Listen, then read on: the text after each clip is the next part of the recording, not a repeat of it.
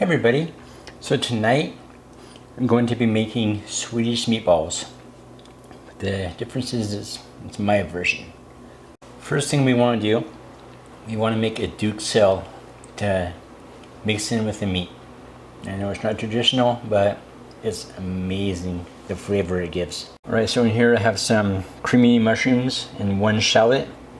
We're going to pulse that up until it's very, very fine. Now you want to pulse it until it looks like this. That's what you want to see. All that stuff is like finely ground up in there. Okay, now we're going to put this in a dry hot pan and release all the water out of the mushrooms.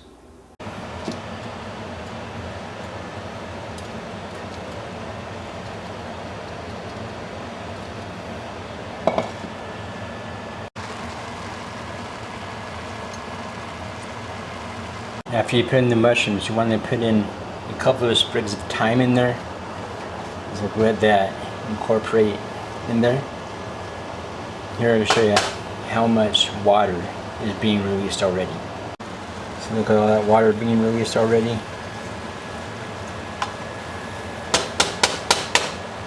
You know what you can do to speed this up a little bit? Take a little bit of salt, put it around in there. What that does is it helps pull the moisture up out of the mushrooms. Alright, you want to cook this until you don't see any more water coming out of there. That looks kind of dry. Exactly what you want. And after the duxelle is completely cold, you want to put it in a bowl. Put your meat, some stone ground mustard, some breadcrumbs, an egg, some grated onion, black pepper, some pecorino, and a little bit of heavy cream. And then mix that all together. Just want to do this till it's just barely combined. You don't want to overwork anything.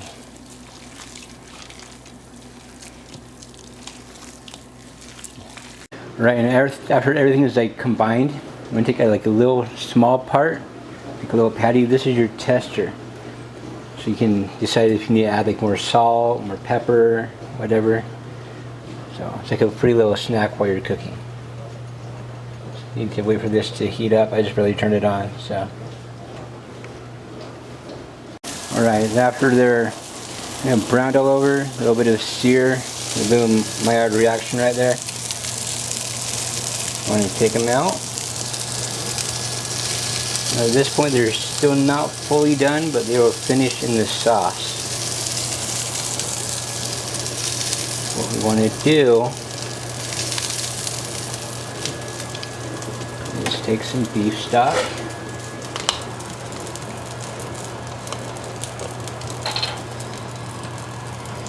There. And deglaze that.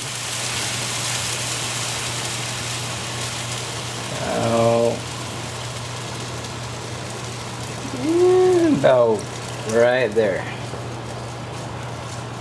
You want to scrape as you go. It gets all the little pieces off the bottom. It's pure flavor. I'm going to let this simmer for a bit, and we'll add in the cream and put the meatballs back in. Alright, so this has been going for a little bit. You want to turn down the heat and add your cream. Slowly add it a little bit at a time so it doesn't curdle.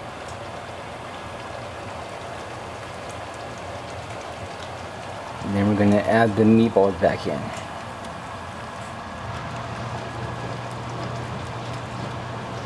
Alright, so after this has thickened, I'm going to take it out, put it on your noodles or mashed potatoes. You can even do rice. On there. Grab a ladle. Later. All on top of there. Just like that. That is how you make Swedish meatballs. If you like this video, click like, don't forget to share, make sure and hit that subscribe button, ring the bell, and I'll see you next time.